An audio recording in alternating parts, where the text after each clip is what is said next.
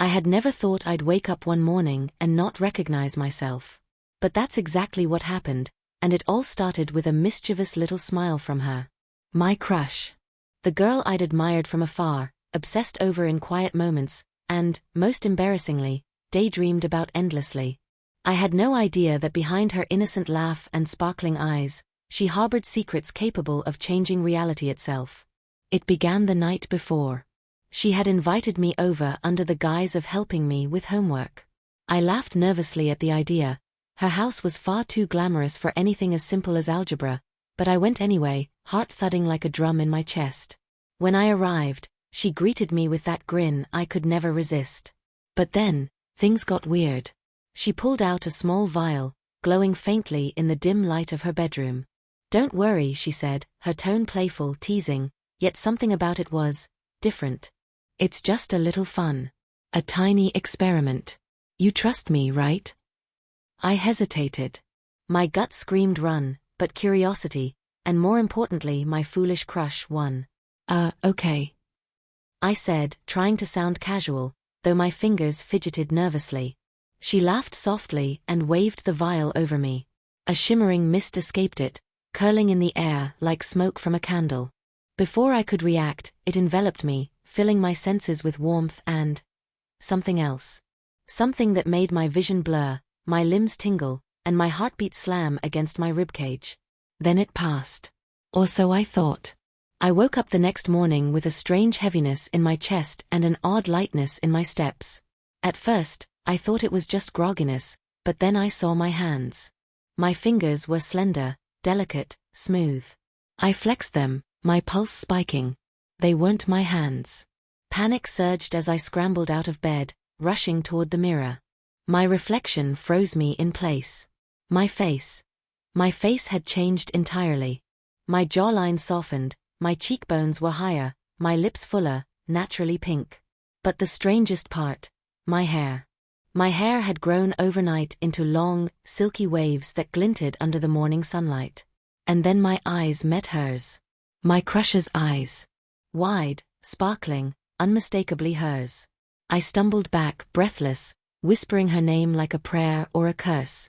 This isn't real. It can't be real." My voice, a soft feminine lilt, betrayed me instantly. It was her voice, somehow, not mine. I touched my face, my chest, my waist, my hips. Every curve, every line confirming the impossible. My body had transformed into her exact twin. Her face, her build, her scent. It was all hers, yet I was trapped inside it. I collapsed onto the bed, heart hammering, mind racing in a chaotic storm of disbelief, fear, and a strange flicker of fascination. I tried calling out to her, to confront her, but the words faltered. Even if I could speak, could I really demand answers from someone who had this much power over me? My reflection, hers, smiled back with an expression I had never seen me wear, playful, teasing, confident. I sank to the floor, clutching my head. How could this happen? A spell? Magic? My crush had turned me into her twin.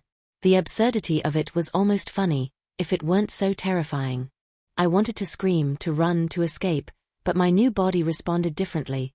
Soft, balanced, yet unsteady in ways I wasn't used to. Every movement felt like learning to walk for the first time. Hours passed in a haze of panic and disbelief. I tried everything to reverse it. Cold showers, splashing water on my face, breathing exercises, even trying to sleep it off, but nothing worked. Every time I looked in the mirror, I saw her. Only her. And in the pit of my stomach, I realized the truth. This wasn't temporary. By midday, reality began to creep in.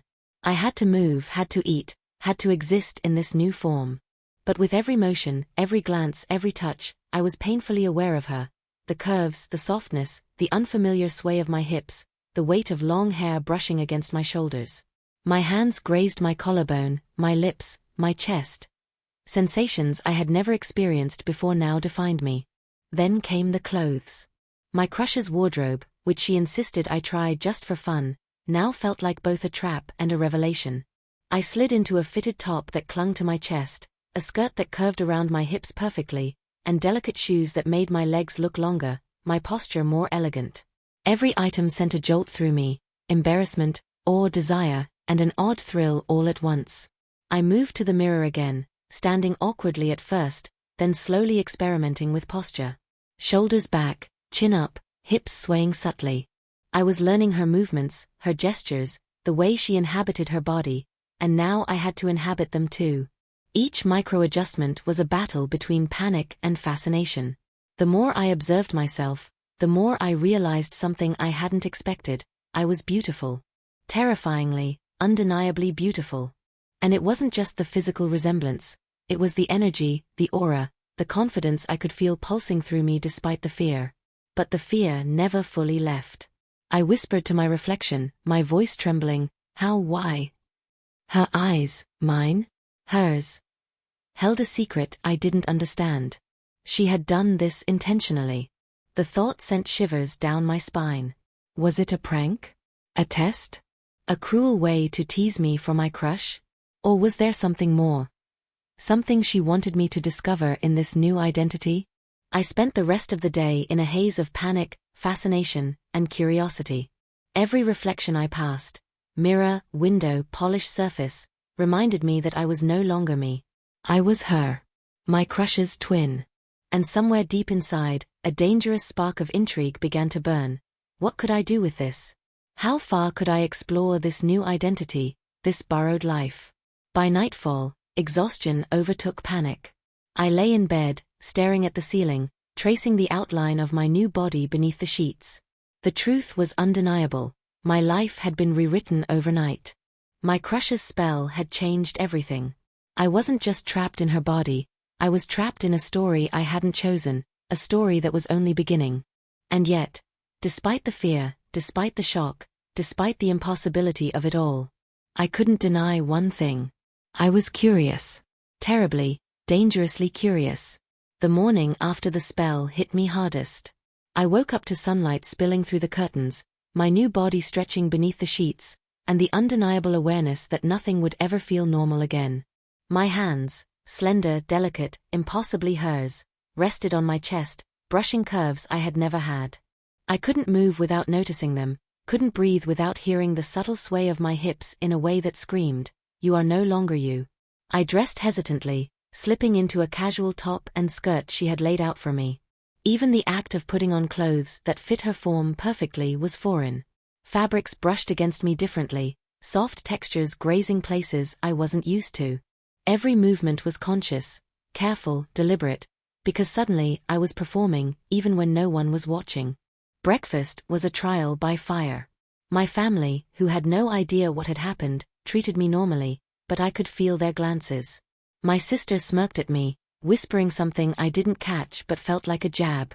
Mom poured cereal with a smile, asking in that gentle, probing tone, "Feeling okay today, sweetie?" My heart froze. Sweetie? That word carried weight now, heavier than any compliment or insult. It reminded me of the impossible reality I inhabited. The worst, though, was leaving the house. Every step toward the car felt like a public announcement. Look at me, look at who I am now. On the street, people stared. Some with curiosity, some with admiration, and some with that subtle judgment that made my chest tighten. I hunched my shoulders instinctively, clutching my bag like a shield, but it did little good. Every glance reflected back my new reality. I was her twin, but the world wasn't ready for that, and frankly, I wasn't either. School, or rather, public life, was an entirely different ordeal. Friends who had known me for years froze when I entered the classroom. Whispers followed me like a shadow. Is that really her? She looks exactly like her. Each comment, each stare, made me feel simultaneously exposed and strange exhilaration. I wasn't sure if I wanted to hide or to be seen. My voice, once low and comfortable, now tripped over a higher, softer register. Every word I spoke sounded foreign, yet undeniably me, or her. Classmates who had teased me casually before now regarded me with wide-eyed fascination. "Wow, you look amazing," one whispered, a blend of awe and hesitation in their tone. Amazing? That word should have thrilled me, but all I felt was panic. How could they see me like this? How could they treat me normally when I wasn't normal anymore? Even teachers noticed. The subtle way one of them glanced my way, then adjusted her glasses as if to take another look, sent my heart racing. Every micro-expression, every small gesture, reminded me that I was constantly on display. I moved through the halls as if walking a tightrope, every step calculated, every motion measured. The fear of exposure, of someone discovering the truth, was nearly paralyzing. Lunch was chaos disguised as normality. Sitting with my friends, trying to eat normally, I noticed everything. The way someone's eyes lingered a second too long. The whispers that always seemed to stop when I turned my head. The casual jokes that now felt pointed, loaded with unspoken meaning. I tried to laugh, tried to participate, but every sound I made reminded me of the new voice, the new rhythm, the new me. Physical sensations were almost unbearable. Sitting down, the weight of my new chest, the shift in balance, the strange sway of hips, it all demanded attention. I found myself constantly adjusting, self-conscious, aware of how my body moved differently than yesterday. Every motion reminded me that the girl in the mirror, my crush's twin, was no longer a stranger. She was me. Family interactions only added to the confusion. My siblings whispered behind my back, clearly amused, fascinated, and slightly horrified all at once. My parents, kind and gentle as they were, radiated subtle concern. "Are you feeling okay?" Mom asked, her voice soft. But her eyes betrayed worry. I wanted to scream that there was no fix, that no amount of comfort could undo what had happened. By mid-afternoon, exhaustion hit me. Every glance, every interaction, every micro-reaction had worn me down. Mirrors were both a curse and a necessity.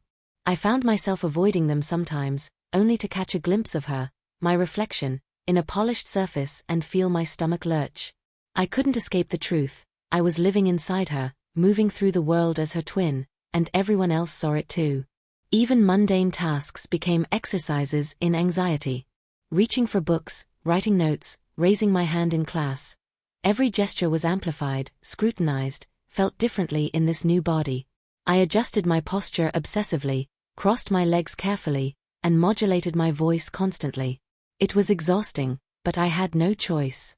Survival, social and emotional, now required perfect mimicry. By the time school ended, I felt hollowed out, drained of energy, but there was a spark I couldn't ignore. Curiosity.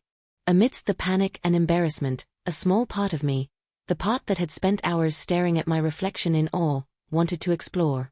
To understand this new self, these new movements, this new energy that coursed through me with every step. Walking home, I tried to practice subtle gestures, copying the sway of my crush's walk, the tilt of her head, the graceful arch of her fingers. At first, it felt clumsy, awkward, alien. But slowly, almost imperceptibly, I began to get the hang of it. Each experiment, small and private, gave me a glimpse of control in an uncontrollable situation. By the time I returned home, the world outside had exhausted me. I shut the door behind me, slid to the floor, and stared at my reflection in the hall mirror. There she was, my crush's twin. Myself trapped in a form that demanded constant vigilance, constant awareness, constant performance. Fear, embarrassment, and fascination warred inside me, and I realized something terrifying. I was no longer just reacting.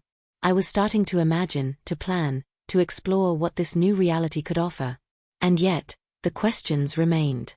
How had she done this? Why me? Was it playful cruelty, a secret test, or something else entirely? And most importantly, could I ever go back to being myself, or was this twin, this body, this new identity my life now? Night fell, and with it came reflection. The room was quiet, the city outside humbling in its vastness. I traced the outline of my new form beneath the covers, letting my fingers glide over curves that had been alien just hours before. Fear and fascination twisted together like vines, inseparable, inescapable. I realized then that the real struggle wasn't just surviving the world outside, it was surviving myself inside this new body. I whispered her name, my crush's name, into the quiet room, my voice trembling but soft, undeniably hers. "What have you done to me?" The answer didn't come, but the reality was undeniable. My life had changed forever. And somehow, terrifyingly, I couldn't wait to discover what this new life might hold. The moment the house was quiet, I ran to my room and locked the door. I needed privacy, not just to escape the world, but to explore this new reality, this body that was hers, this identity that was suddenly mine. The mirror beckoned, not with judgment, but with curiosity. It reflected her face, my body, my voice, every detail shimmering in the soft afternoon light. I studied every curve, every line, every subtle trait, feeling my heartbeat race with a mix of fear, awe, and an undeniable, fluttering excitement. I traced my fingers along her jawline, feeling the smoothness, the delicate contours that had never belonged to me before. My lips, full and soft, parted slightly as I leaned closer, marveling at their shape. I whispered her name under my breath, testing the sound. It came out in her voice, melodious and soft, almost teasing. I shivered. This was real. My body, my reflection, my very existence had changed overnight. I began experimenting with her clothes first. Sliding into a fitted blouse, I felt the fabric cling to my chest, outlining curves I hadn't owned yesterday. The skirt wrapped around my hips, emphasizing the new sway in my steps. Even the shoes, the delicate heels, changed the way I carried myself. At first, I wobbled, unsteady, unsure. But with each careful step in front of the mirror, I began to find a rhythm, a movement that felt natural, even if it wasn't mine. Then came the makeup. Her drawer was filled with an array of colors, brushes, and glosses I had never touched. I picked up a soft pink lipstick first, hesitating before applying it. When I did, the reflection stunned me. My lips gleamed with life, my face suddenly transformed in a way I had only admired from afar. I experimented with eyeliner, mascara, and subtle blush, each stroke awakening a side of me that had been dormant. The process was intoxicating. Every touch, every brush, every application was both frightening and thrilling. I couldn't stop observing the reflection. Every angle, every expression, revealed new possibilities. I tilted my head, pursed my lips, lifted my chin, and mimicked gestures I had seen her make countless times before. Slowly, I began to inhabit her presence. My hands moved delicately, my movements became graceful, and even my voice, when I spoke aloud, seemed to gain an effortless melody I hadn't known I possessed. The sensations of her body fascinated me endlessly. The weight of my chest, the softness of my skin, the sway of my hips. It all demanded attention, a constant reminder that I was no longer me. Yet, the fear that had gripped me earlier began to blend with something else, curiosity. I wanted to understand every inch of this new self, to explore the possibilities, to see how far I could stretch this identity. I spent hours experimenting, changing outfits, walking across the room, adjusting my posture, and practicing expressions. I tried the delicate movements of her hands, the subtle turns of her head, the way she smiled and looked at others. At first, it felt alien, awkward, almost comical. But gradually, each gesture began to feel natural, as if my body remembered, or perhaps, as if it had always been capable of this. My voice practice became a ritual of its own. I whispered sentences softly, imitating her cadence, her rhythm, her softness. I laughed quietly at the sound, fascinated by the resonance, by the way it felt to hear her words leave my lips. Each attempt brought a mixture of frustration, amusement, and an exhilarating sense of mastery. I was learning to exist as her twin, not just in body, but in movement, expression, and tone. Then curiosity led me further. I experimented with hairstyles, curling her long hair, tying it into a ponytail, letting it cascade freely. Each style transformed my reflection subtly, giving me glimpses into different personalities within this new identity. I caught myself smiling, twirling slowly in front of the mirror, amazed at how natural it began to feel. The fear that had initially dominated was giving way to playful exploration. I even tried mimicking her gestures when she laughed or talked, the way she tilted her head, the small flicks of her fingers, the delicate movements of her shoulders. It felt like a dance, awkward at first, but soon fluid, intoxicating. I realized that these small details weren't just mimicry, they were part of a larger journey into becoming her, understanding her, and discovering parts of myself through her form. Private experimentation wasn't just about appearance. It was about feeling, sensing, and understanding. I noticed how my balance had changed, how the weight of my chest altered my center of gravity, how the heels challenged my stability yet made my legs feel strong. Every sensation demanded attention, yet each tiny adjustment brought a new level of confidence. The day turned into night, and I found myself lost in this private exploration. I tried different outfits, posed in front of the mirror, whispered my thoughts aloud, and marveled at the reflection that responded with life and expression. I discovered nuances in her movements I had never appreciated, the subtle ways she carried herself, the confidence she projected effortlessly, and the allure that had captivated me in the first place. Yet, alongside fascination was a persistent undertone of fear.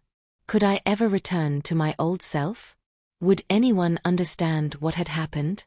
Was this temporary, or had her spell changed me forever? I didn't have answers, only questions. But strangely, I began to embrace the uncertainty. I realized that within this new identity lay opportunities, to explore, to grow, to discover sides of myself I hadn't known existed. As I collapsed onto my bed later that night, exhausted yet exhilarated, I whispered to the mirror softly, almost reverently, maybe this isn't just about her. Maybe it's about me too. For the first time since the spell, I felt a spark of excitement that rivaled the fear. This wasn't just a curse, it was an invitation. An invitation to explore, to understand, to inhabit a life I had never imagined. And somewhere deep inside, I realized that while the world outside would be challenging, frightening, and unpredictable, the real adventure was just beginning. The morning sunlight spilled through my curtains like it was daring me to leave my room. I knew today couldn't be another day of hiding, of whispering to mirrors, or stumbling through private experiments. Today I had to step outside as her, fully, undeniably her twin, and face the world. My reflection in the mirror, now fully familiar yet still thrillingly foreign, seemed to cheer me on. I practiced my posture, adjusted my hair, and applied a light layer of makeup, my hands moving with confidence that had only been born through days of private exploration. Walking out the door, the city greeted me with a new energy. Every glance, every passerby's subtle reaction, reminded me that I was no longer invisible, that I couldn't hide behind my old self. But instead of fear, I felt a peculiar thrill. I had practiced this, rehearsed it in secret, and now it was time to embody it fully. My steps were careful at first, but gradually, fluid, swaying naturally, commanding attention without trying. The first real test came sooner than I expected. I ran into a group of friends from school, people who had known me before the transformation. Their initial expressions ranged from shock to confusion, disbelief flickering in their eyes. "Is that really you?" one whispered, almost too loudly. My pulse raced. My old instinct screamed to panic, to retreat, to explain. But something inside me, the confidence that had been nurtured during hours of private experimentation, forced me to smile. "Yes," I said softly, my voice lilting, feminine, undeniably hers. "It's me." The reactions were a mix of awe and fascination. Whispers spread like wildfire, yet instead of feeling embarrassed, I felt a surge of power. I owned every glance, every comment, every flicker of attention. I realized then that empowerment wasn't about hiding or convincing. It was about existing unapologetically in the form I had been given. Next, I encountered my crush. The girl responsible for this transformation, the architect of my new reality. She stood there, arms crossed, a small smirk playing on her lips. "So," she said, her voice teasing, "how does it feel to be me?" I felt a shiver run down my spine. The audacity, the sheer nerve, but also the intimacy of the moment. I took a deep breath, meeting her gaze in the mirror-like reflection of my own eyes. Terrifying, and exhilarating, I admitted. Her laugh was soft, approving, yet mischievous. "Good," she said simply, as if those two words held immense significance. I spent the afternoon navigating social situations I had only dreamed about. Strangers complimented me, friends adjusted to the new reality with varying degrees of acceptance, and I began to notice something remarkable. With every interaction, my confidence grew. The sway of my hips, the tilt of my head, the cadence of my voice, it all became second nature. I was no longer performing, I was inhabiting, thriving, exploring the power of this borrowed identity. Lunch at a cafe brought unexpected lessons. A stranger commented on my style, my posture, the effortless grace that seemed to radiate from me. Instead of panicking, I smiled, thanked them, and felt a rush of pride. The old fears, of judgment, ridicule, exposure, faded, replaced by a quiet, fierce joy. I was visible, recognized, admired. And I realized that my crush's spell had not just changed my body, it had unlocked a side of me I hadn't known existed. Even small, mundane activities became adventures. Walking through the park, my reflection in puddles and shop windows mirrored not just her face, but my confidence, my newfound poise. I experimented subtly, a gentle flip of the hair, a playful glance, the tilt of my shoulders. Each gesture was a conversation with the world, a declaration that I was no longer just reacting. I was shaping, inhabiting, commanding attention. Then came confrontation from the unexpected. A close friend, who had always been blunt, approached with skepticism. Wait. Seriously? You're her now? Their disbelief was palpable, their words a mix of curiosity and concern. I nodded, letting them take in the truth. My reflection in their eyes was hers, mine, perfectly balanced, undeniably present. What why? They asked, struggling to grasp the reality. I smiled softly, a mixture of empathy and confidence. Because she wanted me to understand, to experience. Something I never would have on my own, I said carefully. There was a pause, then recognition flickered.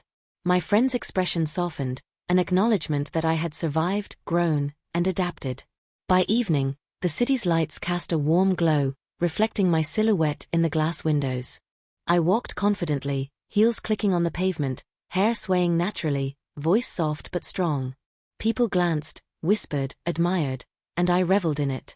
Not arrogance, not vanity, but the sheer thrill of existing fully, unapologetically, as someone I had discovered within the chaos of transformation. Back home, I faced the mirror again. I traced my fingers along my face, my chest, my hips.